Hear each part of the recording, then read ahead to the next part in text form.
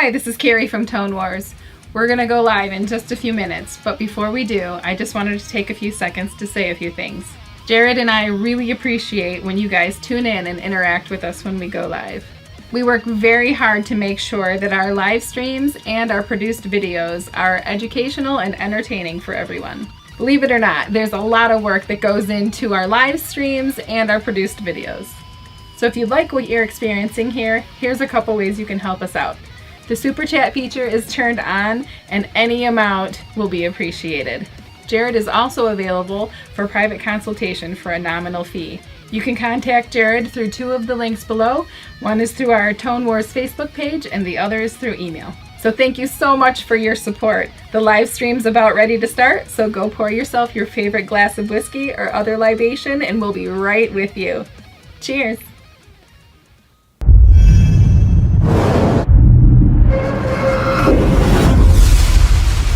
Welcome to Tone Wars.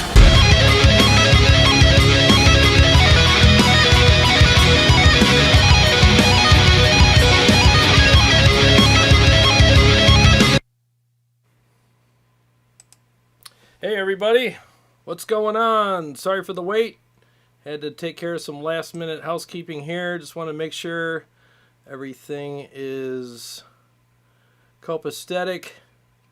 Here, got some new stuff going on. You probably noticed, I hope you noticed, it looks a hell of a lot better tonight than it usually does. I'm looking at the monitor. I had to move things around. So, yeah, I hope you noticed that it looks a hell of a lot better in here tonight. I got a new camera angle. I got a new camera.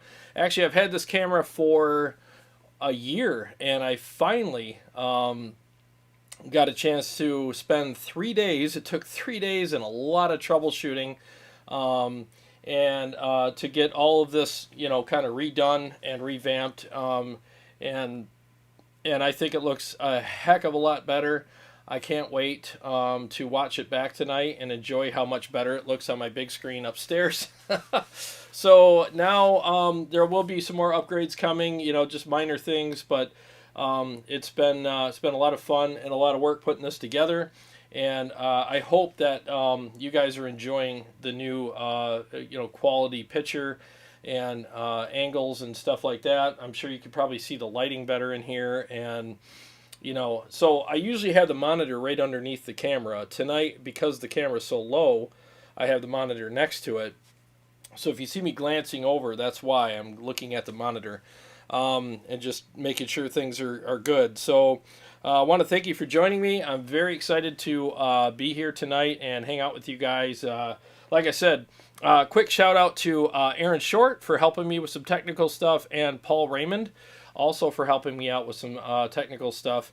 To get this all working properly, and a lot of phone calls, a lot of troubleshooting, and it's been it's been a learning experience.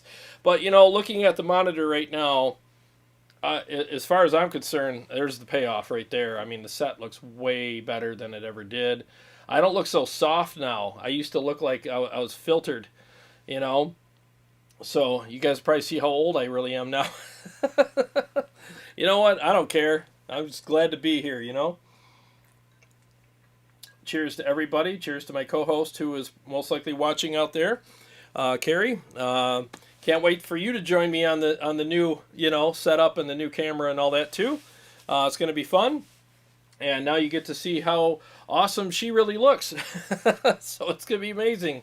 So tonight, what we're going to do is cover the Helix 2.90 update. Now, we're not going to cover every aspect of it, okay? I'm not going to go detail by detail. I will pull it up on the screen. We'll kind of look over the things. I'm covering the stuff. I mean, this is pretty much a metal channel. I do welcome all other genres on here and enjoy talking to people from all walks of life, all different genres.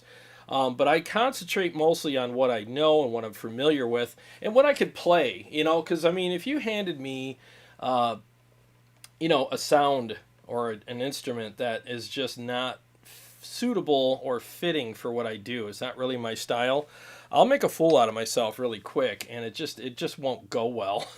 So that's one of the biggest reasons why I stick with what I know. is because I just want to be able to present things in their best light and not make a fool out of myself or make the product look bad by misrepresenting it, by not playing properly for that particular product or genre that product's associated with. So just wanted to give you that disclaimer. We're going to cover the Revv Purple channel, which just came out. Everybody's been waiting for that. And I prefer the red channel over the purple. The purple is actually a really good channel. It has just enough of what I need to do what I do, to have that texture, that fullness, that attack, that aggression, the gain, all that kind of stuff.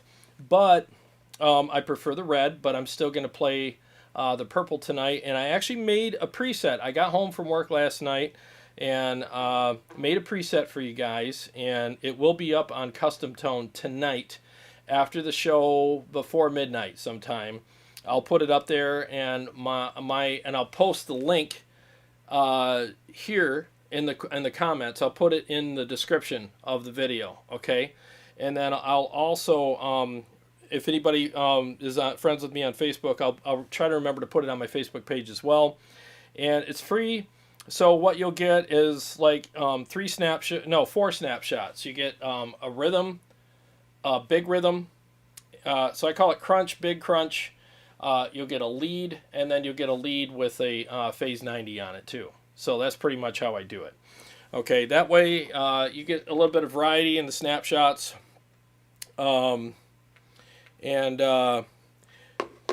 Just make it. I get messages, and sometimes they're, "Hey, dude, your stream's screwed up." So I'm just checking. This is a big night for me because, like I said, put a lot of work into this, and I want to make sure everything works properly.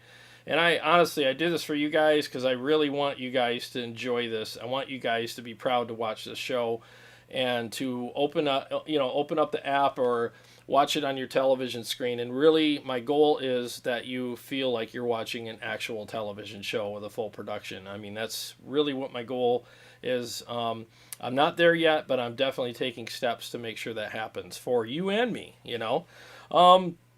So anyways, I got, the 4 snapshots associated with this. I'm going to play it in 3 mixes for you so that you have an idea of what it sounds like. And I'll play them by themselves just to show you kind of what they sound like by themselves, as well as the mix, and explain some things to you that I put in here and why I dialed them in the way that I did. And then I'm also going to go over the meters, which I thought was a pretty cool thing that Line 6 did with the new update. So you can see how. So I have my precision drive here, but I'm actually the preset includes the tone sovereign, and I'm using that. But I'm going to show you what those meters do when you use an exterior pedal like an overdrive pedal, and how they help you track how much you're slamming the front end of the amplifier that's in here with an exterior pedal. And that's what this little camera's for here. I got it kind of set up so you can see the meters. And it's pretty interesting what happens when you have noise gates too. So those are kind of the things that I really liked about the update. I'm sure there's other things that I'll find out. One of the other things is with the impulse responses, now they're viewed as a wave file as opposed to whatever they were viewed as before. So when you, I guess it's just easier to keep things in the same place and keep them organized. I haven't looked too much into it, because honestly, I've spent every waking moment of the last 3 days either working or getting this set up and troubleshooting it. I'm not kidding you. So I had to sacrifice some time to get this ready for you guys, and really concentrate on that. But the payoff, like I said, was worth it. And I'm only going to concentrate on the things that I'm familiar with, that I should be talking about, because I don't like to talk about things that I don't know about. Like, yeah, here's this amp that I've never heard of, and it doesn't really fit my genre. What am I going to do with that? I don't know what I'm going to do with that. So again, I want to stick with what I'm comfortable with. Like, stay in your lane, right? That's what they say. And I've definitely been around long enough to know that that's good advice. And the other the other thing I'm going to do is, after we do the Helix, I'm going to end the show with this I think it's Airis or Airis effects. I don't know how to pronounce it, so I apologize. Nebula Advanced Overdrive. And I'm telling you, don't leave early. Don't leave early. You want to stick around for this part, because holy crap, is this thing interesting. One of the most intriguing overdrive pedals that does more than overdrive. And it's definitely, I'm going to turn me up just a hair. It's one of the most intriguing overdrive pedals I've ever played. And I want to thank, Brent, who is Bucket is My God in the chat, for driving all the way up here and dropping it off so that I can check it out. And I remember he messaged me and he was like, you have to try this pedal out. I like it better than all the other ones that I've tried. And I was like, okay, I would love to. And he sent me a picture of it. And things, it's pretty substantial in size. And there are a lot of features on this thing. And I got to tell you, if you can't dial in a tone on this pedal that works for you, you didn't try hard enough. That's all I got to say. I mean, this thing is insane. So I'll go over the main features of that. Again, because I've been so busy, I don't have time to get the schematics out and talk about the circuit and how they're attached. And it's not what I do anyways. I'm more of a blue-collar kind of guy. So, but we'll go over the main things. I dialed it in about 5 minutes and got something that I knew would work for me. And I know that if I spent another, couple hours, and I'm not saying a couple hours of turning knobs, but you know how you play this song and you play that song and you play this mix and that mix, and every time you play different things, you tweak it just a little bit more so that it has a sweet spot that fits everything that you do. That's what I'm talking about. So if I had more time with it, which I will spend some more time with it after the show, I could definitely find that. But I know what I got for tonight is incredible. So I was at 2 in the morning this morning dialing this in and dialing in the patch for you guys, and it was a lot of fun to work with. And I'm using it with my PRS MT15, which is one of my favorite amps, and I'll get to that in a minute too. Like when I do this demo, I'll explain why I used a lunchbox amp with it, because I think that's really going to be beneficial to you guys. Especially you lunchbox amp owners. And if I forget to bring that up, please remind me. I'm a little frazzled today because of all the work, but I know it sounds like I'm making excuses, but I'm not kidding you. Hair of my teeth I got here tonight. All right, I'm going to jump in the chat, say hello. I'm going to play 3 mixes for you, go over some of the features that that we got on the Line 6 Helix 2.90 update, and then yeah, we'll have some fun. So let me jump in here. Got 39 people. Holy crap. Bradley, thank you so much, dude. Thank you. Thank you. I really appreciate it. Gunnerman 54. I got the Savage Drive, and it's a... Can't read the rest of it. I don't know why. Oh, it's a beast. Oh. Yeah, I heard good things about that. My buddy Mike Hasty told me about that. I think he sent me some pictures a couple weeks ago. And whoever this guy is, and again, I apologize if I don't know the guy's name. I literally have not had time to do as much research as I wanted to, but I guess he makes really good stuff, and all of his stuff is like top notch. And man, it's weird. I'm gushing about this before I even demo it, so I'm kind of giving things away, but this is on my list for sure. It is just one hell of a pedal, Jim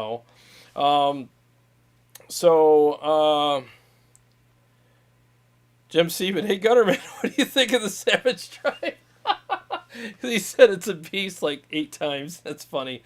Yeah, looking for confirmation on how much you really like it, dude.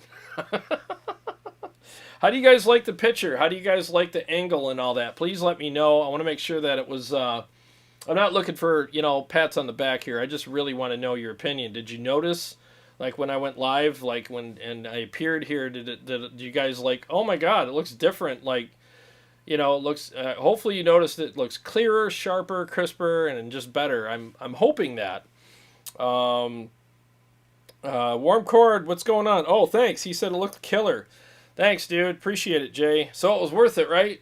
He talked to me a couple times this week when I was all frazzled about this, so appreciate that. Carrie Miller, Tone Wars, are there difference in builds between the red and purple, or is it just the red has a bit more of magic, is more broken in? Oh, good question. So I'm not a super expert on the Revv amps, but I have, Jay's got it at Warm Chord Music. He has the Revv Generator 120. But what I can say, because we've had it on the show and I've played through it a few times and I've profiled it, it's an amazing amp. So the purple channel has less gain, less saturation, less aggression. It's more for classic rock, 80s rock, mid to just a hair over mid gain type stuff. It's a little brighter. It's not as aggressive as the red channel. But if you like something that's in that vein, you would really like the purple channel. Again, like I said earlier, I like the red channel because it's like the nasty channel. It's like the red channel after you snapped it with a towel and gave it a fifth of whiskey. I mean, that's kind of what it is, It's just more angry. It's fuller, bigger, meaner, more gain, more saturation, more aggression. And I still slam it with an overdrive because I pretty much slam every amp with an overdrive because I love how it feels and sounds, But I just prefer that channel.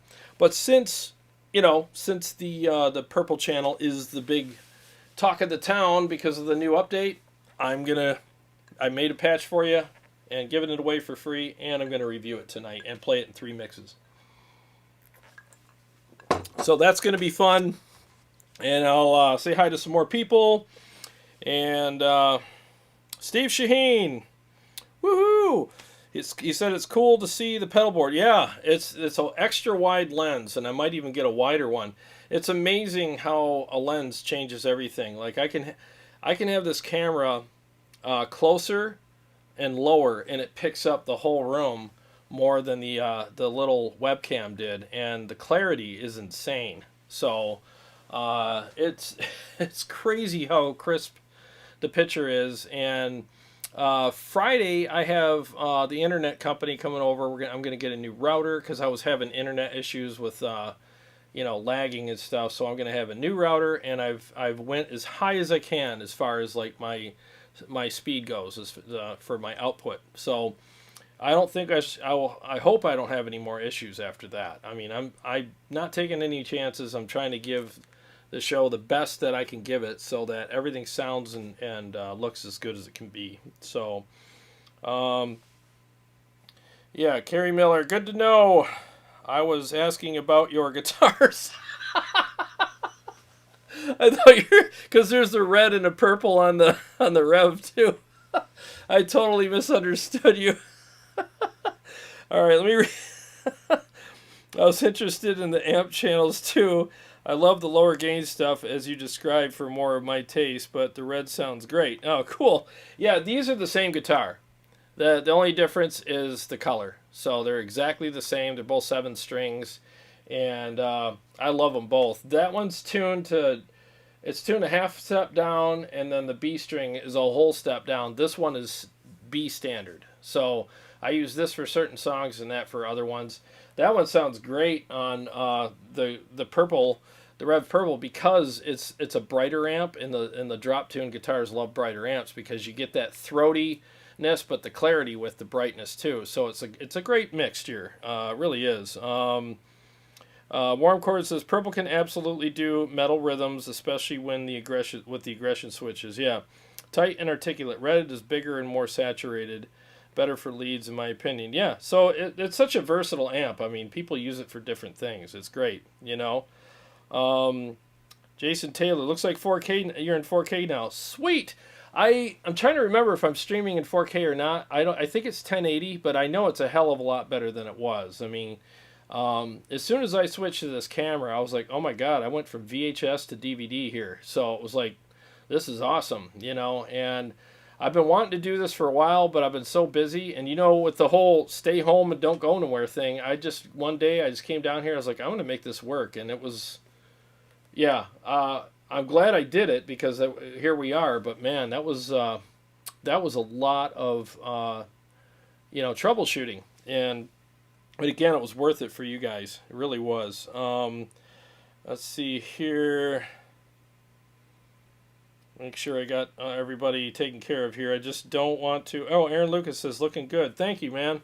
Yeah, it does. It does look. I mean, again, I keep staring at the monitor because it's the first time I've actually looked at the monitor and went, "Holy cow, that's clear! It's so clear," So I'm very happy about that. Aaron Short, what's happening? I talked to you the other day about doing the Steve Vai drive, and I wish I would have had time to get that dialed in, but I literally slid into the show tonight. So at the last minute, I was getting other things taken care of. So while the music was playing, I was dialing in the website from Line 6 and getting that ready so we could talk about the updates. I'm used to looking up here too at the camera, and it's down here now. It's really interesting. Return to Coda. Good to see you here, buddy. He says, hey, what's up? Just got here. Did you go over the new snapshot assignment in Control Center? I was reading the patch notes and wondering how that works. Ed Hinchy, now you're doing that beautiful majesty justice, brother. He says, thank you. Yeah, you can finally see how gorgeous these freaking guitars are. I mean, they are just, just freaking beautiful. Like, I don't know if I can lean in a little, get the glare off of it, but there's so much detail on these guitars. They're just amazing. And to your question, Return to Coda, that is a great question. And if somebody wants to post the answer to that in there, feel free. That was one of the things that I planned on looking into and wanted to really check out for you. And I apologize profusely that I didn't get a chance to do as much research because I spent 3 days on making the set look better with the camera. And it's amazing with tech. Like, you add one piece of tech to your streaming software and you're like, oh, this will be easy. You just plug it in and go. And it's not. I mean, it's 3 days of troubleshooting. So I wish it was simpler, but all right. So let's do this. We got 44 people here. Yeah, the 2-button looper. I think you can have a 2-button, a 3-button looper, and let's see here. And please, like I said, if anybody knows about what Return to Coda asked about the snapshot assignment, please feel free to elaborate on that, because again, I wish I had more time to check that stuff out. But okay, it looks like I got signal. All right, so let's do this. Let's just hear the patch I dialed in. I'm going to leave the mic on so I can talk about what I did, and then I'll turn the mic off as soon as I do the mixes. So on snapshot 1, I have it set up as 8 snapshots, but I don't have 8 snapshots filled up with stuff. You guys could do the rest on this. And what I'm using for an impulse response is the Live Ready Sound. I think it's the metal pack. I'll find it and I'll put it in the link as well. There's 5 IRs in there that are my favorite. That's the Vintage 30 Mesa 212 cab with a Royer 121 and a SM57 blended together on it. And it's a great impulse response. It's one of my favorites. And so I'm using that, which I'll put in the description later. And so snapshot 1 is just a dry crunch. It's just a regular crunch tone. Snapshot 2 is a wet crunch. It's got a little bit of chorus dialed in properly. It doesn't sound like Crocus. No offense, Crocus, but man, that chorus on your album was like really over the top. So it's got just enough to give it that nice dark kind of warble that sounds amazing in a mix, and some delay that makes it sound bigger. And I love doing that because it gives you dynamics. So if you're playing a song and then there's like you got your rhythm where you're just kind of playing tight and you're just playing and the singer's introducing him or herself, you want to pull back a little. And then maybe when the pre-chorus comes up or the chorus comes up, you go to the big crunch, and now you open it up and it creates dynamics for the song. it's not just up to the drummer to give you dynamics. It's your job too. So you open that part up and make it sound huge, and it just, people in the audience don't know why it sounds bigger, but it does. You're creating energy when you do that. So I'm a huge believer in that. So I always have a wet crunch, a dry crunch, a wet crunch, and I have several different lead patches. So I'll have one that's just regular delay. You know, I'm not a big believer in reverb. No offense, it's not my thing. There are exceptions, but for the most part, I don't use it. So I use a nice delay, ping pong delay, stereo, and what you're going to get there is 850 milliseconds. It's all in there, so enjoy that. And then I have another delay or lead patch with the phase 90, the script phase on it, just for another flavor. And a lot of times too, I'll have a big delay patch. So like if you're going from a lot of blazing notes and then you kind of slow down and you do some sweet singing notes and stuff, you switch patches to like a 1200 or 1100 millisecond delay, and the notes just swell and fill the room and swirl around, and it just sounds beautiful. In fact, I'll put that in here for you guys tonight too. And these delays are pretty loud by themselves, but in a mix they sound, you know, I got them dialed in pretty good. I'll fine tune them before I upload them too. So let's do that. Let's stop listening to me, and let's hear the freaking Revv Purple.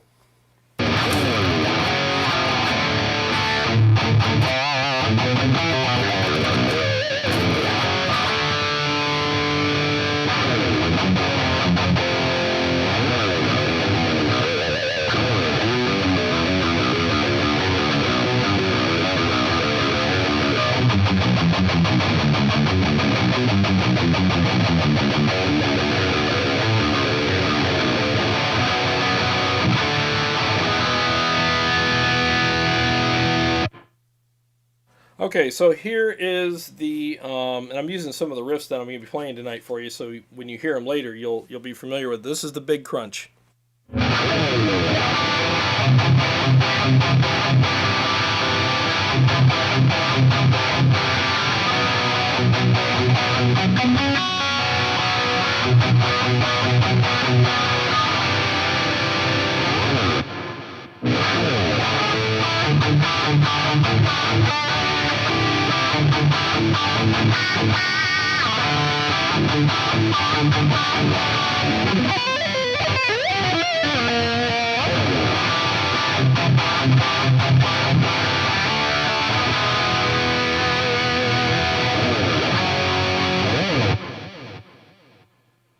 Okay, and here is the lead patch, which there's no, I turned off all the noise gates on it because I'm doing solos. I don't want my notes to be choked off if I'm holding a note for a long time.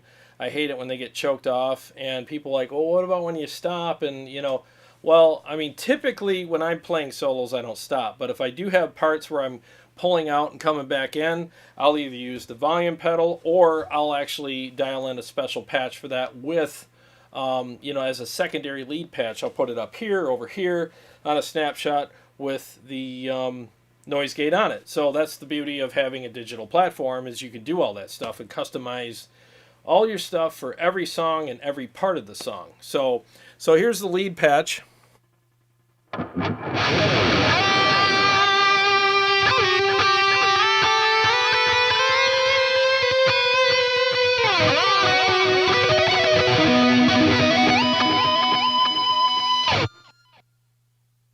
So there's that, and you heard that little thing. I got to fix that in the globals. After you pull out, I got to make it, I forget the name that you call it, but when you pull out and the trails go and then you switch patches, you get that weird, you know, I don't know what you call it, but I'll fix that. I haven't had time to do that, but I'll take care of that tonight. It's just a quick thing.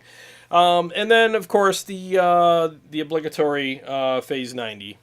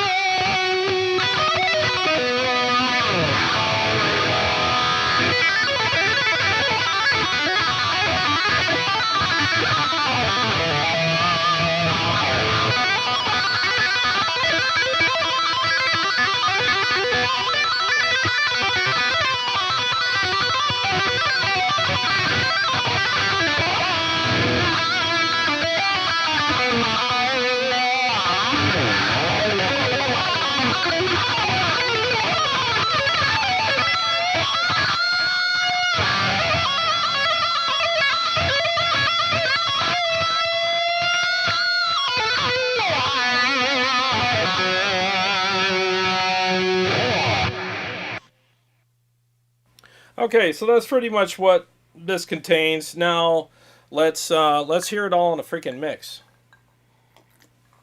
Little shot of courage, followed by some water, because don't want to be dehydrated.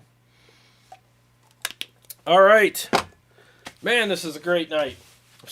Not going to jinx it. Not going to say anything else after what I've been through. It's a great night, and I'm just going to shut my freaking mouth. All right, so let's go to the old standards. You guys ready? I'm ready. Let's do it.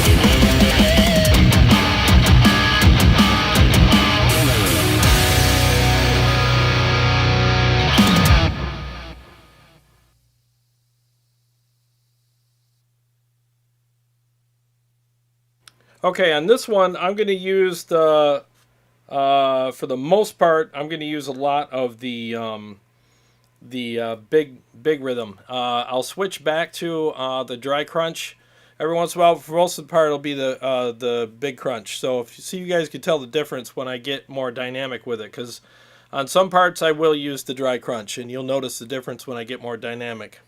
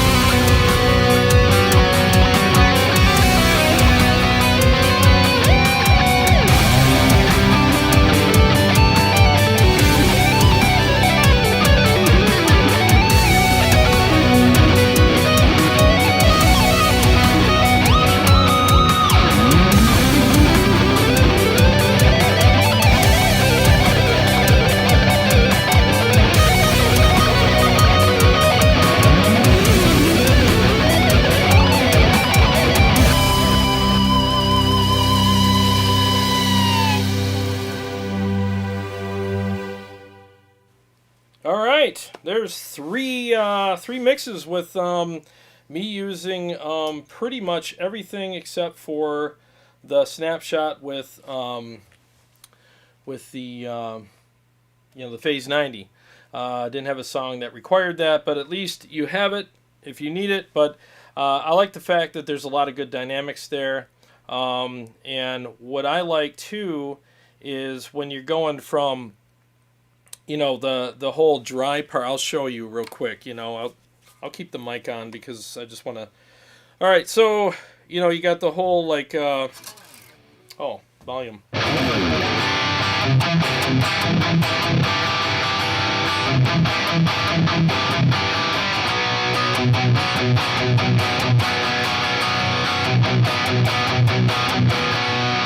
So it's kind of a drier thing. I'll mute the mic on this one, but when I'm doing the one where I'm kind of arpeggiating the chords a little bit, it felt nicer when I had the chorus to kind of add a little bit of whatever, warble or whatever you want to call it, fullness to the notes along with the delay. So let me do that.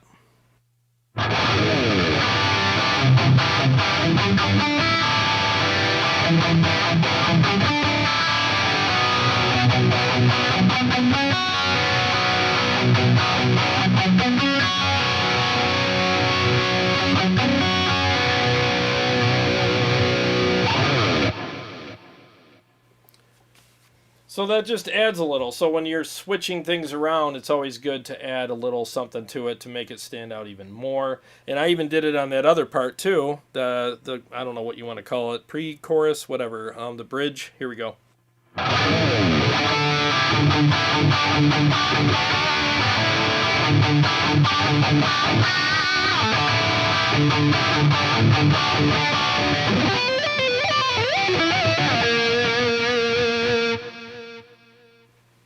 Here it is without.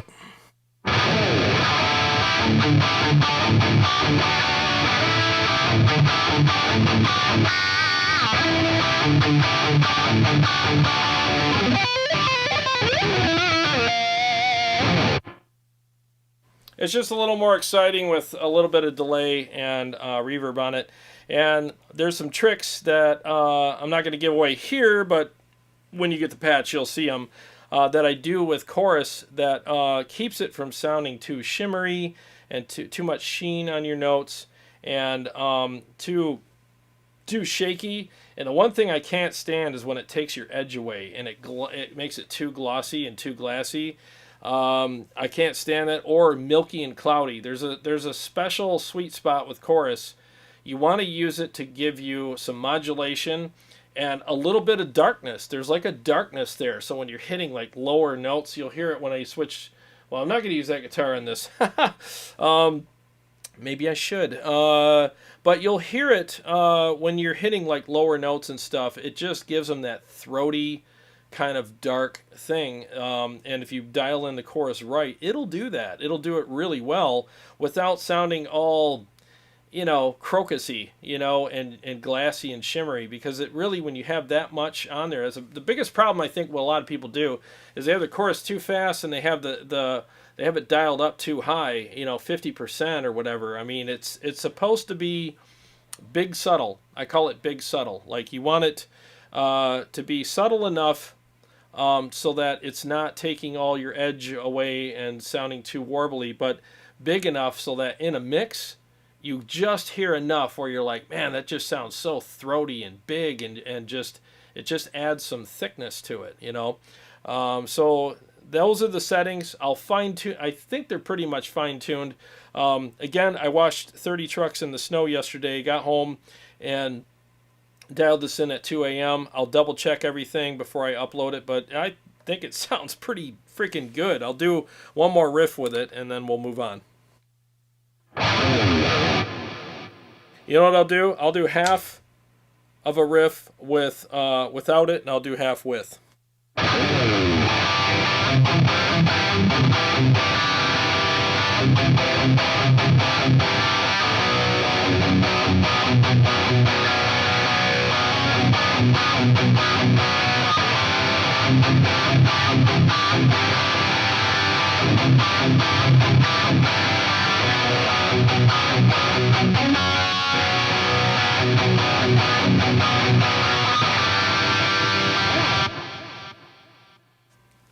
Yeah, it just adds just enough, you know. It should be kind of subtle. You don't want it to be too much, you know. Chorus is, it's your frenemy.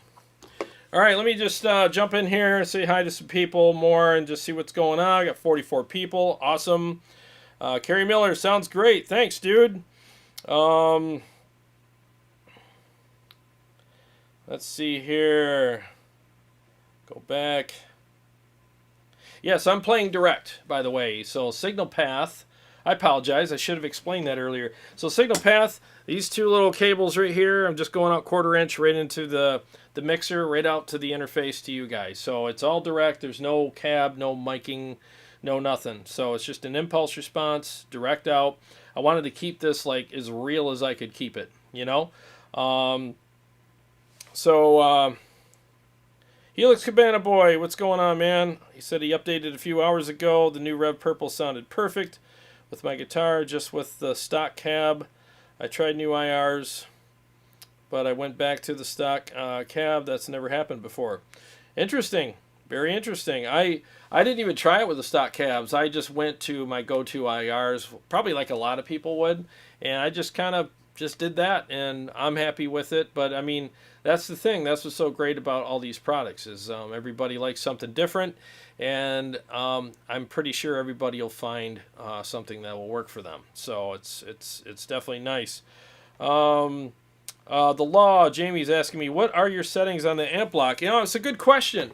And so let me do this. Let me switch to the Helix cam, and I will show you. Instead of tell you, hopefully this will work. Boop. There we go. I'm sorry for the weird angle, but I got to hit pedals and stuff, so it is what it is. Okay, so drive is 6.6 for rhythm, but lead, I just cranked it. You know, again, this is a low, it's a lower to maybe mid-ish kind of gain channel. And when I played the real amp, I remember seeing the Jay's eyes pop out of his head when he brought it over, and I just said crank the gain all the way up on the purple channel. And he's like, really? I'm like, yep, crank it, man. And I slammed it with an overdrive, and it's because everybody plays differently. I'll never forget that look on his face. I wish I would have filmed it. But on the red channel, I didn't do that, but on the purple one, I did. And also, when I did the Revv G20, which is the purple channel, I cranked the gain all the way up on that too. I don't usually do that on an amp, but that amp it's the gain structure is quite a bit different, so don't be afraid to just juice it, man. Just slam that right to the floor if you need to, especially for leads. For rhythms, I pulled it back and I slammed it hard with an overdrive. So that's what tightened it up for me. Because on a rhythm, you don't want to have too much gain because then it gets really mushy and your notes kind of blend together. So bass is 4.8, mid is 4.5, presence is 0, because this is a bright channel. It was 2.5 right out of the box, but I was like, I'm just taking it all the way down. Channel volume 9.1, that was weird. Master 7, resonance 4.5, aggression 2, sag 2.5, hum 5.0, ripple 5.0, and bias and bias X are both at 5.0. So that's pretty much the settings, you know, on that amp. And you know what I'll do? I'll show you the settings on the Tone Sovereign as well, which is a newish overdrive. Let me see if I can. There you go. So you got 2.5 on the gain, or 2.4 on the gain 1. Tone 1 is 5. Presence 0. Clipping is overdrive. Gain mod higher. Level 10, and the next page is, let me see, zoom in here, gain 0, tone 2 is 5, presence 0, overdrive, clipping 2, gain mod higher, level 10. So, I mean, I know that this, oh my god, those are extreme settings. Well, you know what? They're not for this amp. I mean, every amp's different. Every amp's different. They all have their own gain structure, and so if you have an amp that just doesn't have, I mean, there's guys that play amps that are really low gain, and they'll crank the gain all the way up on the overdrive pedal, you know, and people look at their overdrive pedal and go, man, I don't do that. Well, yeah, you play a high gain amp. That's why you don't. This guy doesn't. So you gotta keep in mind like the all encompassing thing that's going on, you know. And if you're familiar with the Revv Purple, which I'm pretty familiar with it because again I reviewed the Revv G20, and Jay has brought his amp over twice, and I've played through the Purple channel twice, and it's a great channel. But I have to slam it really hard. I got to snap it with a towel and give it a fifth of whiskey to get it to do its thing for me. And that's fine. Everybody needs to be snapped with a towel and have a drink every once in a while. I mean, what the hell? That's what makes us all men, right? It got me to where I'm at today, and I'm darn proud of it, I must say. So, whatever. Okay, so let's go over something else. That's pretty cool. So we got meters. We got meters with this update, and it's actually, at first I was like, it's kind of gimmicky. Oh, you got meters. You know, now you guys are going to be all like, you know, yeah. But does yours have meters? Ours does. You know, we have stars on our bellies. We're the star belly sneeches. So you know that meme where there's two guys. There's like all the stalls. And there's a guy peeing, and there's another guy that walks right next to him, and he says something stupid. I want to see one where it's like that same thing, but the caption is, my Helix has a meter. Oh, God, shut up, Jared. Okay, so let me show you something. Let me show you something that's kind of cool. Go back to the Helix cam. And I'm going to show you how these meters work. There's a couple different cool things that they do. Go back down here. I hope you can see this. So look in this area right here. And you're going to see, first let's do the overdrive. Okay, so I'm going to go up here and turn the tone sovereign off. And I'm going to turn my precision drive block on. And you're going to see a meter pop up.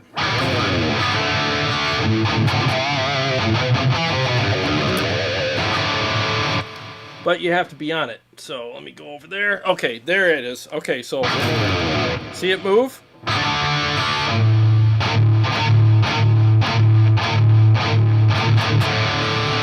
here.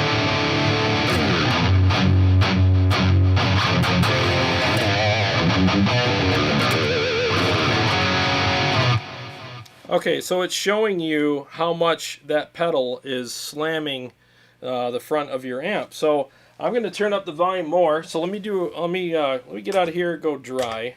Let me clean this up a little bit. All right, so let's go ahead, turn the tone sovereign off, turn the pedal back on. All right, let's pay attention to how high this goes up. Now I'm going to turn this volume all the way up on this thing, and now let's see what it does.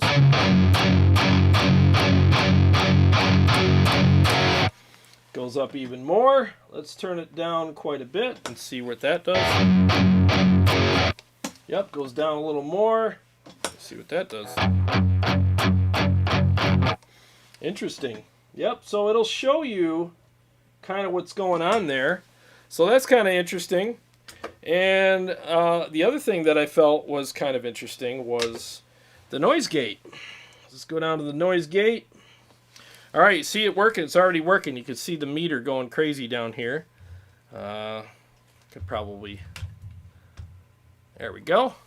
All right, see the meter going right down here? It's even got numbers. I can't read them, but they're there for people who are interested in reading numbers. See how it activates as soon as I'm done playing? You can see how much it's cutting off my signal. You notice how it's going the opposite direction. So like anything that's coming in, it's going to go to the right, and anything that's, you know, cutting off a signal, it's going to go to the left to show you how much it's choking it, which is kind of cool. So you can see how that works. And you can see how fast it releases. And then how fast it comes back. So if you want to visually adjust things like I think they call it when the band's playing blah, blah, blah. You can actually physically adjust things on here by looking at it, and it'll help you kind of do that. you know, when a bunch of people are playing and you can't really hear it cut off and stuff, you got a bunch of racket around you, at least you can see what it's doing and take your best guess, you know, if you need more gate or more drive or whatever. And it's pretty accurate. It actually shows like what's really going on. So I thought that was really cool. And there was one other thing, and I can't freaking remember what it was, but I'm sure it'll come to me. But yeah, so that was kind of cool. The one thing I will say, I don't know if I did something wrong or whatever, but the one thing I will say that kind of was a little bit of a pisser is when when I did the update. I use a spring load wah, so it's not like you just click it in there and go. It's actually something you got to do some extra programming for, and I had it dialed in exactly how I like it. And after I did the update, all that stuff was gone. So I stepped on my wah and nothing happened, and I was like, "What's going on here?" You know. So now I gotta remember what the heck I did, and I know I did a backup before I did it. So I don't know. Maybe I can look in there and see. Maybe I'll have to load it up on HX Edit. I don't know, something, but I got to figure out what I did before, you know, so I can get back to where I was, because it was paradise. It was exactly how I wanted my wah to be. So if there's a way in the future, if Line 6 can do a thing where when you do an update, it doesn't wipe out stuff like that. I remember on one update, it wiped out all my MIDI commands. And man, that sucked. I mean, I had to go back in and because I got a lot of gear. I got this. I have my Kraken, and I have all my Synergy stuff upstairs, and there's just so many programs and numbers and everything, and I haven't even looked. I'm afraid to look to see if all of that stuff got erased, because Jamie Trevino, the law, you remember how much work it was for us to program everything for this. We had to do a lot of trial and error, and if I lost all that, I am going to be just miserable. You know what? While we're here, why don't I check?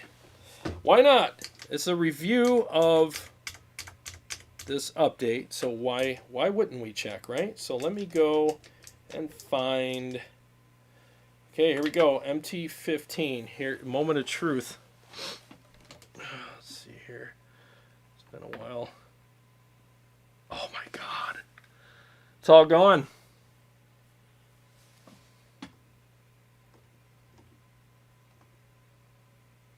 Wait.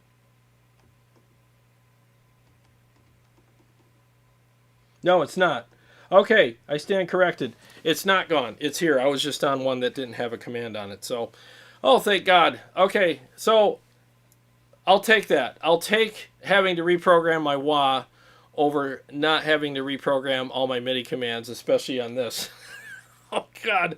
Thank you, Line 6. You definitely got that part right, and I'm not going to complain. I'll program my wah and shut the hell up. That's fine.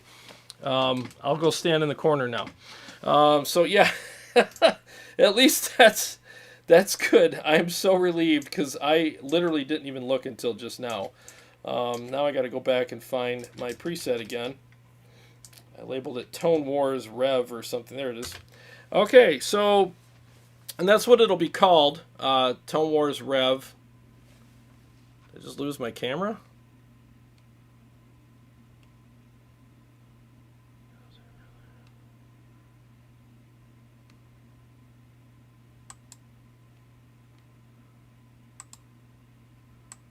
Okay, guys, hang on 1 second. I'll put the Helix camera back up, and I want to see what's going on with my main camera. I think it fell asleep. Yep, first time streaming with the DSLR, so bear with me a second here, guys. I knew something had to go wrong. Yeah, it looks like it fell asleep. Cameras do sleep from time to time.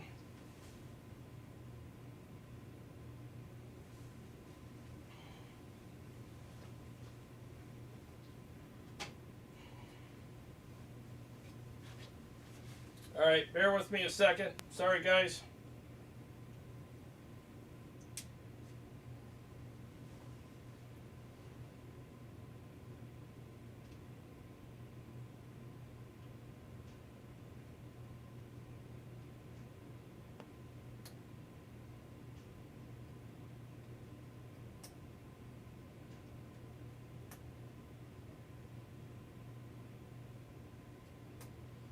Talk amongst yourselves.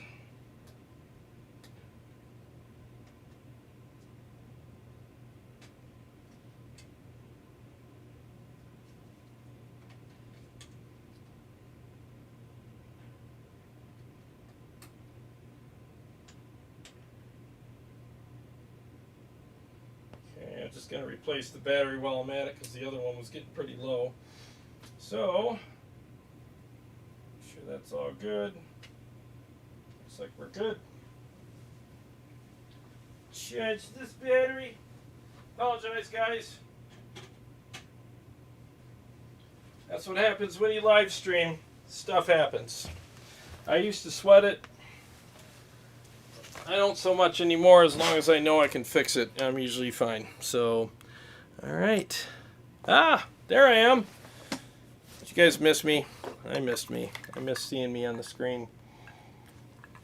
Okay, again, sorry about that. Okay, so let's go into the notes here. So these are the new amp models.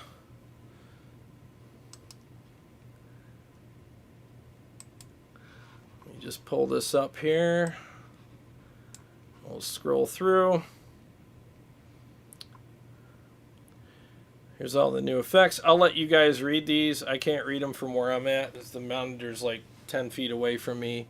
But looks like you got a lot of new effects that I'll probably dig into when I get time, especially if they're appropriate for my style of playing and music. Got a couple new cab models, a Fullerton and a Grammatico, which not even familiar with either one of those. I'm a vintage 30 Mesa 212 guy, so anything other than that, I pretty much don't even consider, because I just love those cabs so much. I just stick with those. Here's the new features. There's your output meters, gain reduction meters. I do think that's pretty cool. I really do. And what's nice is when it's just like having a gas gauge, right? So if you're on stage and you look down and if you're hearing something weird and you look down and your meter's turning red and it's spiking, you can be like, oh, something's going on. And it's something to do with the input or the output or something with this. And it's going to tell you stuff. Also on the arrows and the X's, and all that on here too. I'll show you that in a minute.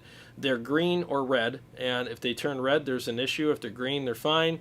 So that's kind of a cool thing, as well as the meters. Keeps you from having clip, problems, and I think that's what that's talking about right there. The signal clip indicators. So you got that. Very cool feature. Again, I thought, it's probably gimmicky or whatever, but honestly, once I started looking into it, I'm like, that's actually pretty interesting, good info to have. The IR referencing, so they reference as, waveforms instead of the IR. So now, I guess they stay in the same spot when you send your patches to people or whatever. Everything stays where it's supposed to be, and as opposed to, well, you have to put yours on 100 through 110.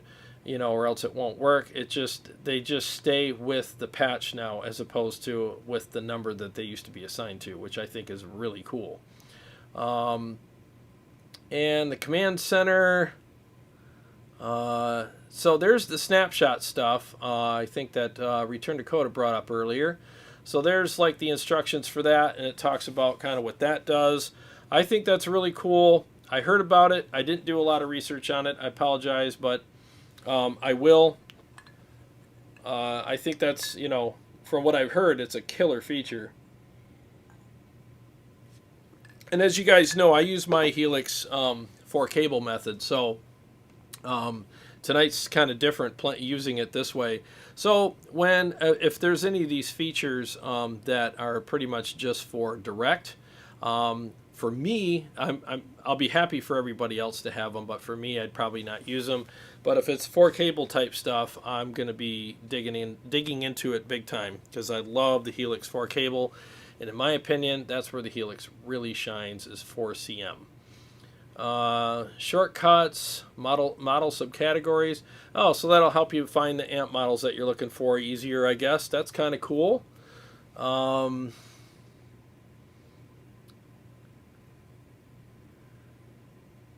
there's the native and all that. A/B compare. Yeah, there's some other things too, but at least that gives you kind of a general idea of what's going on there. I know they had something where you can have 2 amps going. You can have a clean and a dirty, and if you pick lighter, the clean takes over, and if you pick harder, the dirty amp takes over. I think that's a really cool feature for guys that are, that play with a lot of dynamics. I'm pretty much even keeled the whole time ish. I'm a medium to medium heavy picker. I'm not a super heavy picker or a light picker. I'm kind of a medium guy. So I wonder if I would just confuse that feature. Be like, what do you want, dude? You're just kind of standing in the middle of the road. I'm a middle of the road picker, so I don't think the amps would work for me that way. And I don't really play that way. I think a lot of guys that play blues and like classic rock, the guys that do their volume roll off and stuff like that, which I never do hardly. Those guys would probably like that feature. It's not so much for me. Again, I'm not poo-pooing it. It's just it doesn't fit my playing style, and that's why I didn't dial anything in tonight to demonstrate that, because I really wouldn't know what to do with it, to be honest with you. JJ's House of Jams. What's happening, buddy? Let's see. Awesome playing and ridiculous tones with the legendary pedal yesterday. The Law. Rock on, Jamie. Oh, cool. Yeah, that was good. I caught part of that last night. It was really cool. Helix Cabana Boy. The new fuzz sounds great, too. Yeah, it's interesting because I don't do fuzz either. That's why I'm not doing that tonight. But I keep hearing that you can't do fuzz with digital. It just doesn't work. So you're saying that it works really good. Does it sound as good as any of your analog fuzz pedals? I'd like to know, because that's one of the things a lot of people say. Like, yeah, when you do digital fuzz, it just doesn't do the thing. Even with Kemper and other products, people kind of complain about that. So I wonder if they found a way around that for the Helix. So that'd be interesting. Let's see here. Are the output meters, Helix Cabana Boy, are the output meters in the same place as the example with Jared's example with the Precision Drive? Yeah, they're pretty much in the same place.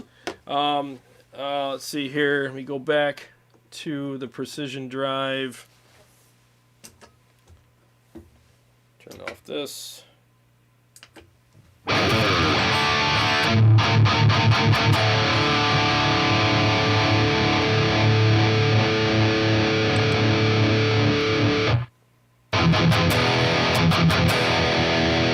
Yeah, that's pretty much where they live, right at the bottom right there. And then if you notice too, if you notice here, you see this, the arrows at the ends and the X down here, they're green, and they'll turn red if there's any kind of clipping. And the arrow out, see the arrow out at the bottom of the chain? See how it's not lit up right now? As soon as I have any volume, it lights up.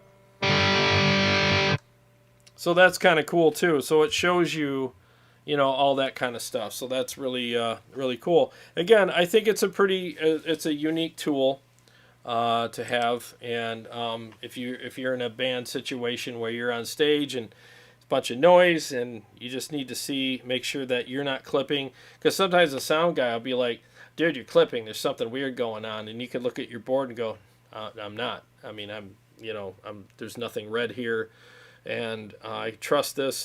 It's done really well for me. So it's something in the DI box, or I don't know, something on your end, and you can pass the blame back on him. That's what it's all about. It's called the pass the buck meter. I didn't do it. He did it.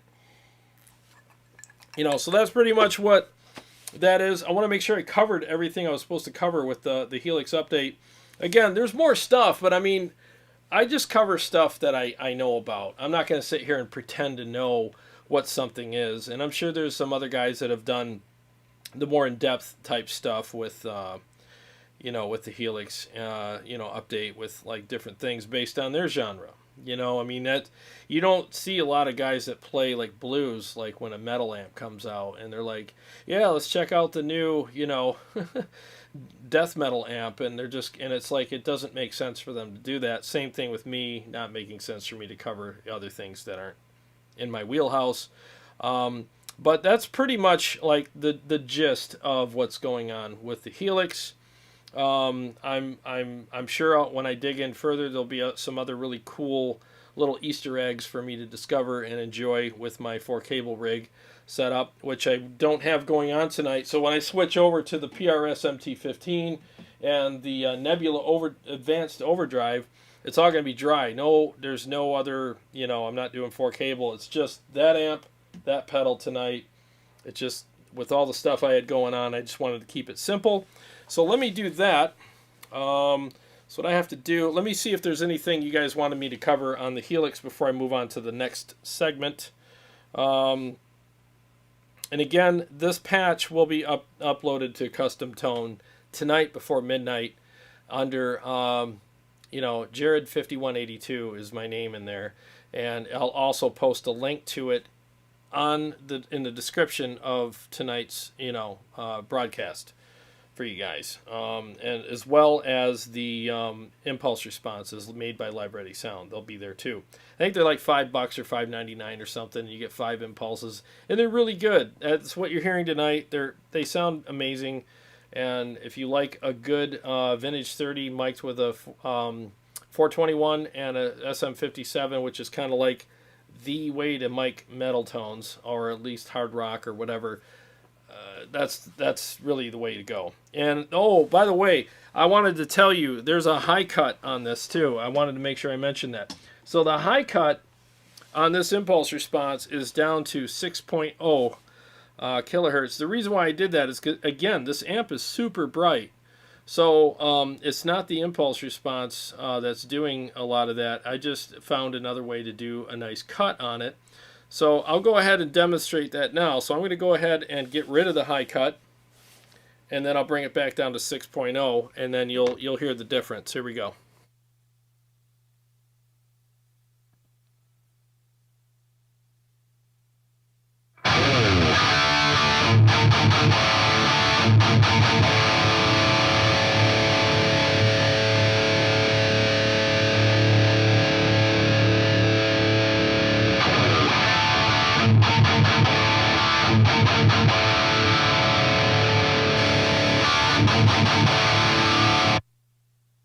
Woo. Yeah, you hear the difference there? I mean, as soon as I turned it off and went back to normal, I was like, it's a bright channel. So I prefer it with the high cut, and it really does make a difference. So I would highly suggest that you use that. It does make a really, really big difference on there. So let me just reset this. Go back to normal here.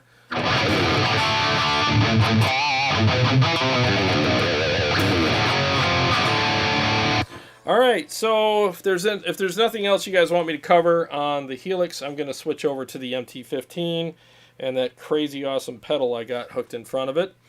Let's see. All right, warm chord music. Wow, the default settings of the patch is way brighter than the real amp. Yuck. Yeah, it is. It's brighter. It just doesn't. You know what's funny is I've played Jay's amp, and the purple channel on that sounds really good. And it's funny, I've played the Revv G20, and I honestly can say that this model reminds me more of the Revv G20 than it does the Revv Generator 120. It really does, because the Revv G20 was a very bright amp. So I'm not saying that they, modeled that and told you they modeled something else. I'm just saying that that's kind of what it reminds me of. And it's still pretty fresh in my mind and my ears. And as soon as I turned that high cut off, it reminded me big time of the Revv G20, because it was like, bam, there it all was. that was a bright amp. It's a good amp, you know. It depends on what you're looking for. But I remember at the end of that live stream, because I use in-ears on it, I pulled my in-ears out, and my ears were ringing. I mean, they were kind of, there was a little bit of a stank on my ears that night. Maybe I could have dialed it in a little better. I don't know, but it definitely had a little sting to it. It sounded great in the stream, though, and it probably sounded great in a mix or on stage or whatever. But in my in-ears, it definitely had a little bit of a bite to it. All right, so let's turn that. I'm going to mute that, and I'm going to switch my wireless off and hang this guitar up. I'm going to take a quick break. I'm going to switch guitars and take care of some business, and I will be right back in a second, guys. So just bear with me a second, and make sure I got everything lined up here. Turn that off and listen to Carrie for a second.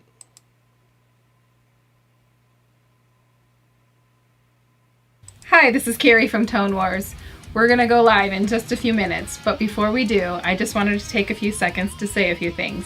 Jared and I really appreciate when you guys tune in and interact with us when we go live. We work very hard to make sure that our live streams and our produced videos are educational and entertaining for everyone. Believe it or not, there's a lot of work that goes into our live streams and our produced videos. So if you like what you're experiencing here, here's a couple ways you can help us out. The Super Chat feature is turned on, and any amount will be appreciated. Jared is also available for private consultation for a nominal fee. You can contact Jared through two of the links below. One is through our Tone Wars Facebook page, and the other is through email. So thank you so much for your support. The live stream's about ready to start, so go pour yourself your favorite glass of whiskey or other libation, and we'll be right with you. Cheers!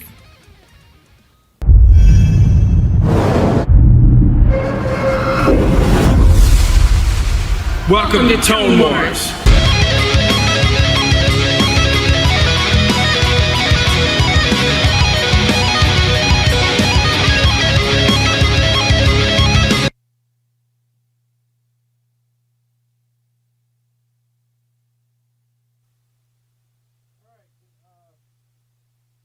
All right, just give me a second here, guys, and I'm going to switch over to Madness Ampland. Now we're going to get into some freakishly sick stuff here. This is going to be fun.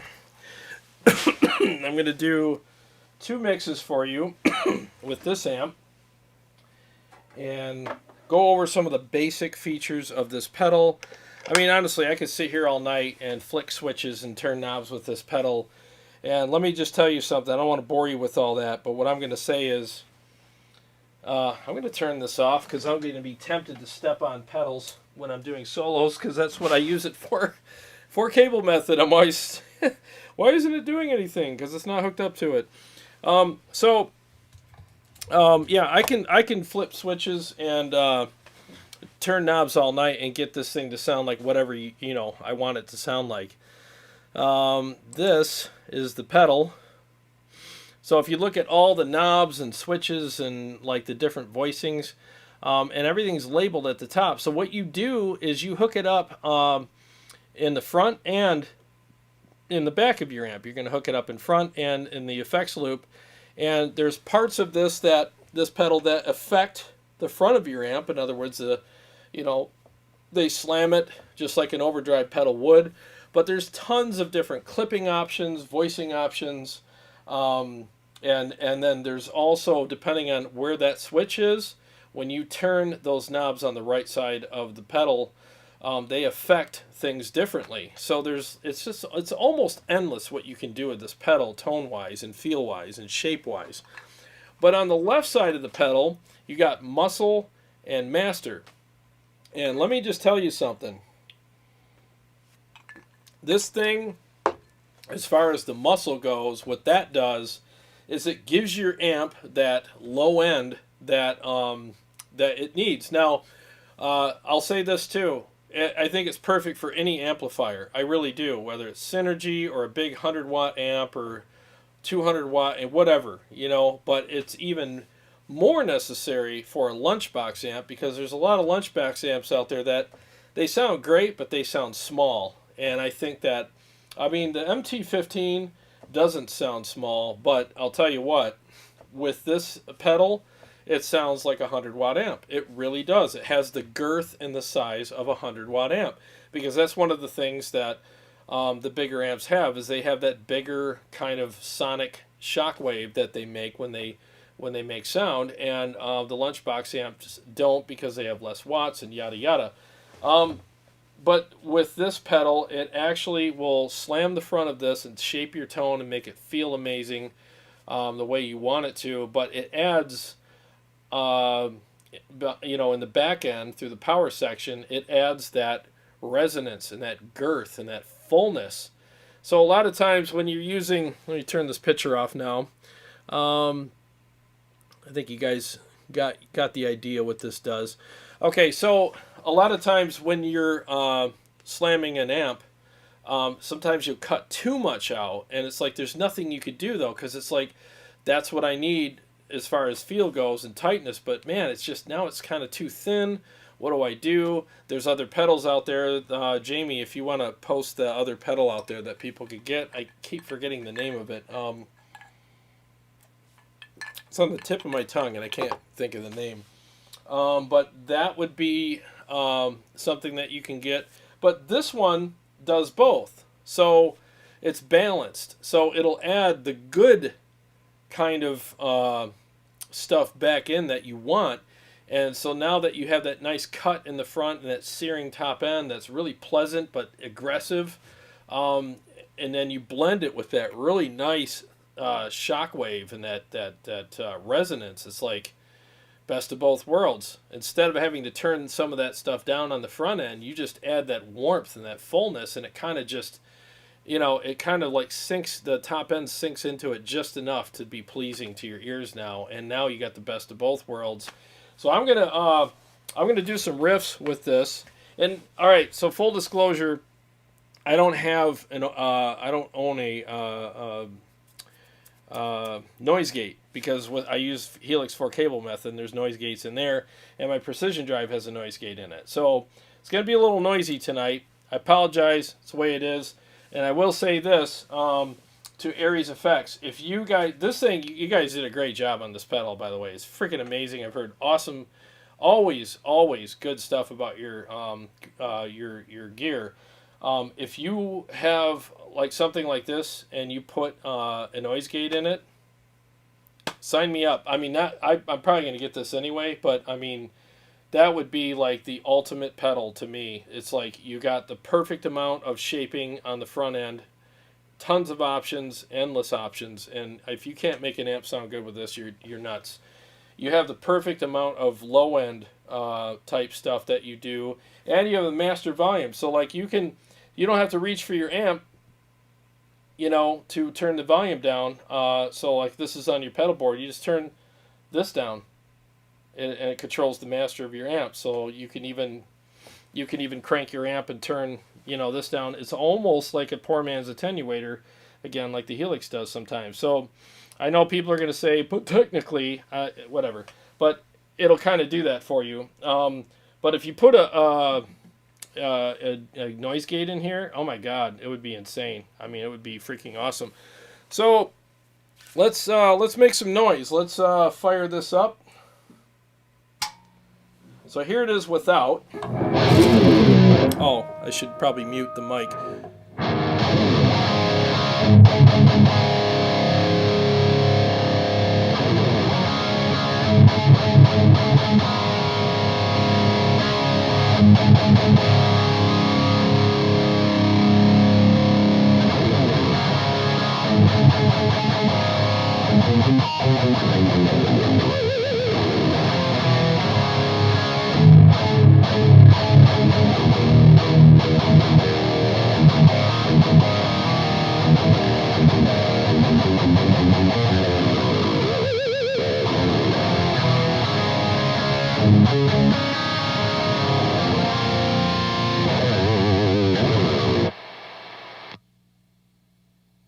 Okay, nice aggressive top end on there.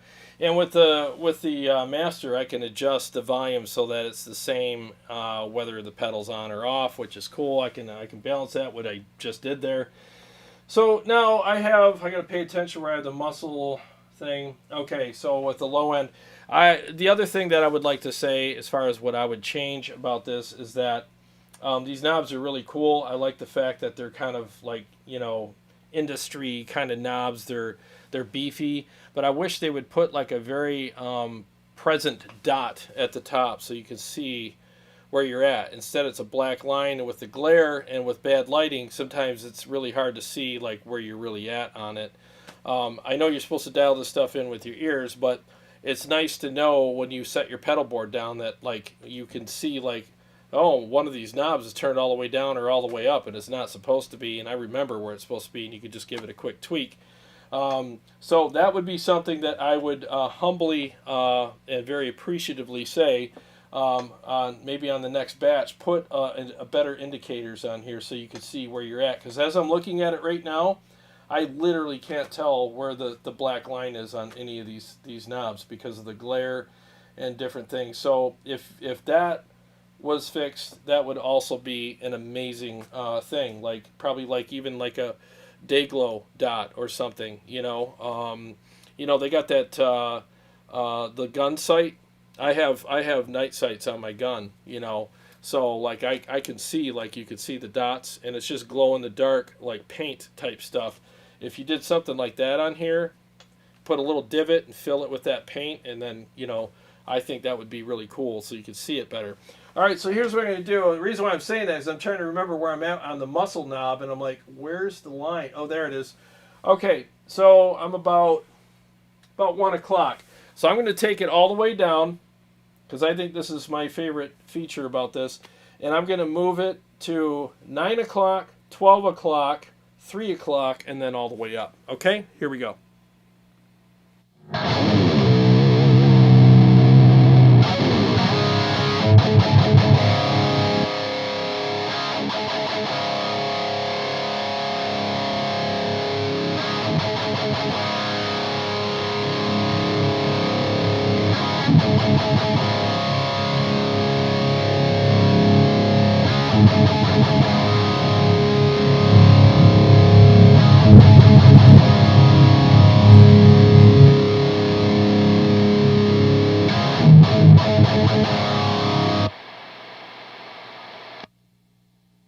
Okay, I know I was totally clipping there on the end because it's funny because when you bring the muscle in, it actually brings in volume too because it's bringing in all that fullness.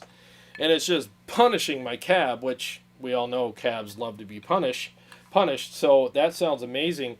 In the room, it's completely different. It's so nice in the room. Like when I'm in here, I can feel it. It's really sending a nice shockwave through the room. And if you want a foot massage, just stand next to your cab while you're doing that and turn the muscle up a little bit, and you'll get yourself a nice little shiatsu foot massage with it.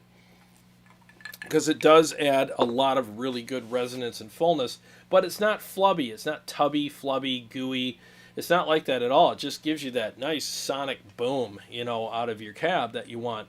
So, again, I think anybody with any amp of any wattage size would really benefit from this because, again, you're sculpting the front and then you're putting the finishing touches on the back end of it to give you that awesome fullness and punch and everything else and resonance. But even guys with smaller cabinets, like if you have a lunchbox head that doesn't have a lot of fullness to it, like the one that comes to mind to me when I did my lunchbox shootout was the Orange Dark Terror. It was just all high end. It was a very thin sounding cab. It sounded, or amp. It's a good amp, but it just needed more fullness to balance out all the high end that it had. And I think that this pedal would have taken that amp to a point where it's like, I could play that. I could totally play that. But other than that, I wouldn't have played that amp. That, I would have picked something else. No disrespect, but that's just for my taste. That little Dark Terror was just too bright for me, and it didn't have enough low end. This would fix that problem. It actually, this has a lot. This MT-15 has tons of low end, but this added just enough more where it was like, all right, that's what I wanted. that one more cream in your coffee. That's like perfect. That's what this pedal did. And guys that have smaller cabs. So let's say, because there's sometimes like guys are like, I had to go from a 4x12 to a 2x12 because we're on tour. We're in a smaller thing, and man, I just missed that big full sound. Get this pedal done. It'll turn a 2x12 into a 4x12 all day long without adding that airy woofy thing that they do. I prefer 2x12s because they're punchy. So this will be the best of both worlds. You still get the punch of your 2x12, but you get the fullness of a 4x12 with all that airy woofiness. So to me, this is a no-brainer. If you have a 1x12 and you still want that punch, there you go. This pedal will give it to you, and it does a really good job at it. As you heard, I'm spiking the meter with it all the way up, which I think is ridiculous, but at least it gave you a chance to hear what this thing can do. It's powerful. And all the switches and all that, like I said, I could go over all that stuff tonight, but it's just pointless because there's just we'd be here all night going over all the different features and all that. I'll turn a couple knobs later after I do the songs, but it really does do a great job. So I will say this, okay? So when Brent he dropped it off, I was like, hey, did you take pictures of this? Because I'm going to be turning the knobs. He's like, oh yeah. So, because that's the first thing I always ask people, because I don't want them to get it back and go, what'd you do to my pedal, man? So it's completely different. So what's cool about this pedal, and what really shows how versatile it is that when Brent brought it over, I put it with my guitar, my amp, my playing style, my cab, and I was like, okay, I can definitely see why this would work for him, or somebody else that plays the same kind of stuff he does. But for me, I was looking for something different sonically, and I was like, all right, let me start turning some knobs, and it didn't take me long, even though it has all these switches and knobs and all these different features on it, it still didn't take me long to figure out what would work for me. It was probably 5 minutes or so, and I found the tone that worked for me, and I was like, I could totally go on tour with this. And again, is it the optimal tone for me? No, because I haven't spent enough time with it, but so far it's kicking the Precision Drive's ass big time. I'm telling you, it's freaking amazing. I love my Precision Drive, I really do. But with the fullness on the back end of this thing, you just can't go wrong with it. But then you got but the Precision Drive has the noise gate, so there's quite a conundrum there. But again, it's doing a great job, and it shows the versatility, because the settings I used right now are totally different than Brent's, and I'm sure his are great for what he does. But you can't do that with a lot of pedals. You can't have an overdrive pedal set up for one guy that works a certain way and do all this tweaking to make it sound 100% different. It's like a 180. Completely different than what the other guy did, because most of them just have, you have gain, tone, and volume. That's it. You can't screw that up usually, which I guess simplicity has its place, but again, there's not a lot more those pedals can do. They sculpt the front but not the back. This does both. Okay? So you get a facelift and a Brazilian butt lift at the same time, and you can't go wrong. You can't go wrong with that.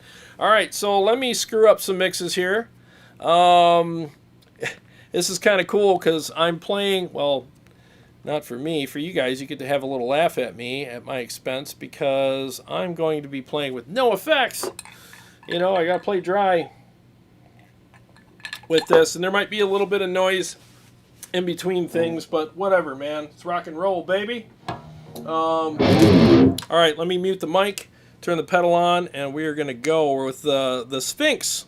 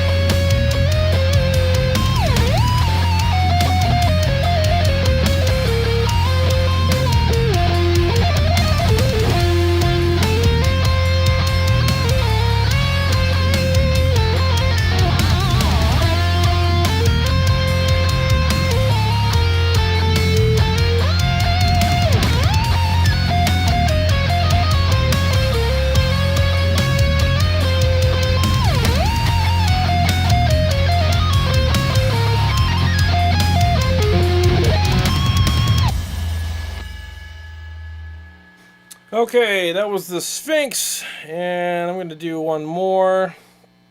Okay, here we go. Man, it's been a long day. 4 hours of sleep today. Oh, I feel a little short of breath. I'm still recovering from all this, and I still have my moments where it's like, yeah, what's going on with me? So, yeah, it's been interesting. I got to get more sleep, I think. All right, so let me do this one, and we'll have a little chat about this, and we'll wrap it up.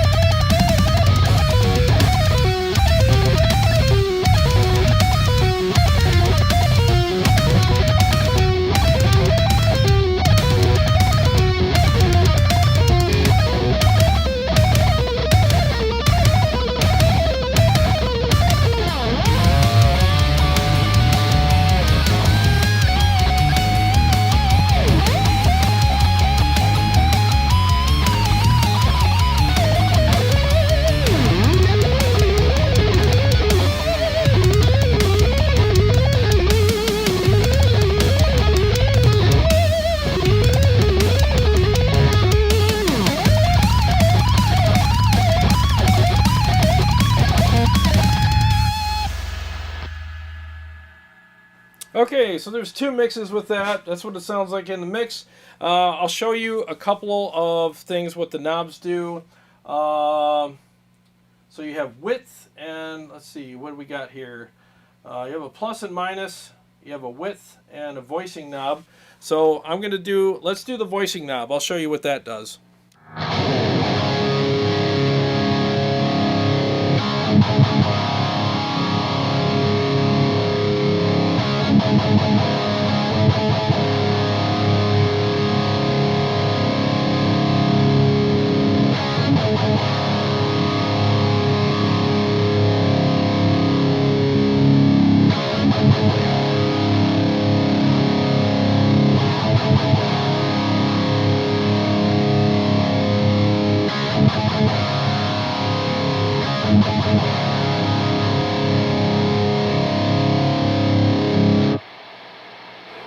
Okay, so subtle but effective. Probably notice more in the room, but yeah, I just noticed it just changes like what it says, changes the voicing, and probably depending on which one of these switches that you have in what position, it'll change it more. It'll be more or less subtle.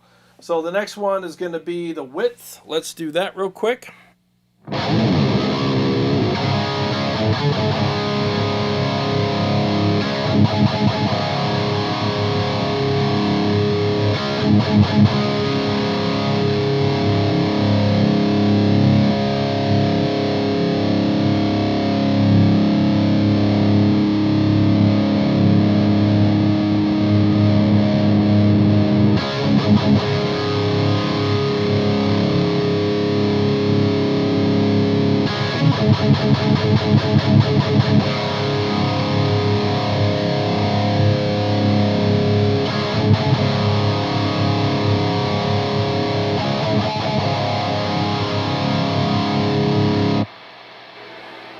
Okay, again, subtle, but you do notice a difference, especially when you're in the room. Okay, this one here at the bottom, there's plus minus. I think that must be some kind of scoop kind of thing. This is what gives you that kind of half-cocked wah thing if you want it. That's pretty powerful, obvious knob. Let me do that one. Here we go.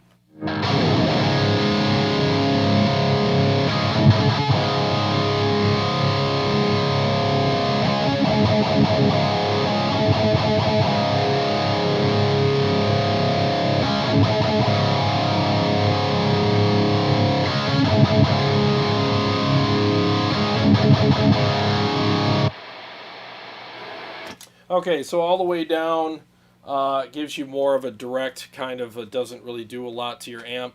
And then as you go up, so I'm going to do all the way down, all the way down, 9 o'clock, noon, 3 o'clock, and all the way up. Okay, so you can hear the difference. Here we go.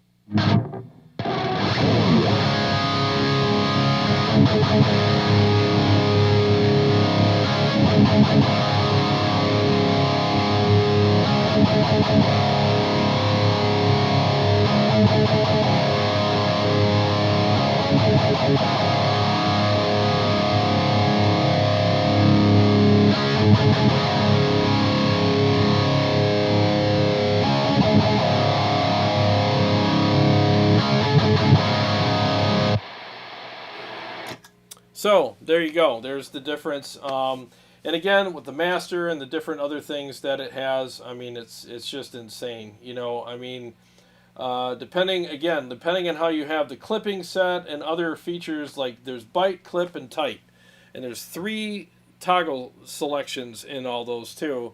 So depending on how you have all that stuff set, associated with the turn of these knobs everywhere. I mean, and then you have the volume, tone, and gain at the top. I got the volume all the way up, tone in the middle, and the gain is at like 7 o'clock. I have a rule with gain on overdrive pedals. I paid for it. I'm using it, so I'll put a little bit in just as my little thing. I paid for it, so I'm going to put a little bit in there and use it because, again, it's mine. Maybe I'm dehydrated. Maybe that's why I'm having these weird feelings right now. I tell you, you don't want to get that thing that's going around because the after effects of it are weird. You'll have a day where everything's going well. All of a sudden, you'll feel weird for an hour or two, and you're like, what's going on? And you don't know what it is. And then you kind of get past it, and you're like, well, that sucked, but I guess it's gone. And I'm super tired today. I got 4 hours of sleep, like I said, and I've been stressing out all day getting this stuff going. So that probably has a little bit to do with it as well. But anyway, so that's the pedal with the MT15 amp. I really think it's a pedal that you would want to consider getting. I really do. I'm not sponsored by anybody. This is my friend Brent's pedal, whose bucket is my god in the chat, so please thank him for allowing me to use this for tonight's episode. So I'm not sponsored. Nobody's paying me to say it or like it. I don't do that stuff anyways. I can't be bought. So, I don't know. I could, if there's like billions of dollars. But anyways, but I would highly recommend this to you. If you're looking for something that's really boutiquey, it has a ton of features and more sculpting options. And if you have an amp that you want to tighten up, here's the other thing. There's a lot of guys that still have these little amps and they sound small, and then they still have to slam it with an overdrive, which makes them sound even smaller. And they're like, oh, it's tight and it's responsive, but man, it just sounds so thin. There's your pedal right there. Because if you really love your amp, and it's just not doing it for you in the back end section as far as like the girth, sound, the fullness, the resonance and all that, this pedal will save your amp from being dropped off at the amp pound. So I suggest that you get it even if you're not frustrated with your amp. Once you put this in front of and in back of your amp, I think you're going to go, I couldn't imagine playing without this because the fullness is amazing, and so is what it does to the front end. Because again, overdrive pedals are amazing. I'm a huge supporter of them, and I always tell people get an overdrive, and they're great. But if they do cut out some of the low end, and sometimes they cut out too much of it, but the payoff is it feels good and it's very responsive for you, and you're okay with it now. But you wish you had that low end back that was usable low end, not the crappy, tubby, flubby low end, but the usable stuff. Again, the Nebula from Airis, is it Airis or Airis effects, will give you that. And again, it's all good low end. And obviously, like when I turned it all the way up, that was a little extreme. But I mean, I have the low end at the muscles at 1 o'clock. And I like this plus minus knob at around like 8 o'clock. That was like my setting there for it. Everything else on it's pretty normal, as far as I'm concerned. But yeah, it's just a killer pedal. I would definitely suggest getting one, So look up Airis Effects Nebula Advanced Overdrive, and I don't think you would be sorry. I really don't think that you would you would dislike this pedal. I think you would really like it because again, with the options, I don't see how you couldn't use it. Really, it's fantastic. It's a great pedal. So anyways, let's see here. Oh, Brent, the plus minus knob affects the amount of the two knobs above it. Ah, okay. Good to know. Good to know. All right, thank you. Yeah, there's a lot to know about this pedal. And again, since I was so busy and so tied up with doing all the stuff with the camera and everything today, I literally couldn't do some of the research on some of the stuff that I wanted to. I didn't have enough time to spend with this pedal and with the update because of that. But I think I still shared enough information with you guys where you can make an educated decision on the pedal. Because, look, I'm very picky about my overdrives. I like a good, fat, full sounding amp. And if an overdrive helps me achieve that, I'll recommend it. And I do recommend this pedal highly. I think it's amazing. I really do. And with further tweaking, I know I can make it even sound better. So anyways, well, hey, guys, I'm gonna get some food and some water and try to get myself, kind of back to normal here. Like I said, I'm feeling a little off right now because of all the stress and stuff I've been through lately. But I'm going to go ahead and close the show down. But I want to thank everybody for being here, for watching. Thank you for the super chats, for sharing. Please give the show a like if you could. It really helps the algorithm and helps us keep in good with YouTube and get to sit at the cool kids table. I really appreciate that. Again, thank you so much for being here. Carrie and I will be here on Sunday. Hopefully she'll be here. If not, she'll be on Skype, but that's the hope, is that she can be here. We're going to try to make that happen. So keep your eye on the community page and see what we're going to be doing with you guys on Sunday. Again, thank you all so very much. And again, thank you, Brent, Bucket is my God, for being so kind as to letting me use this. And Line 6, good job on the update. I think you did some cool stuff. There's some good things in there that I think everybody's going to find very useful no matter what genre they play. So looking forward to 3.0 because according to Frank Rashad at Line 6, that's going to blow everybody away.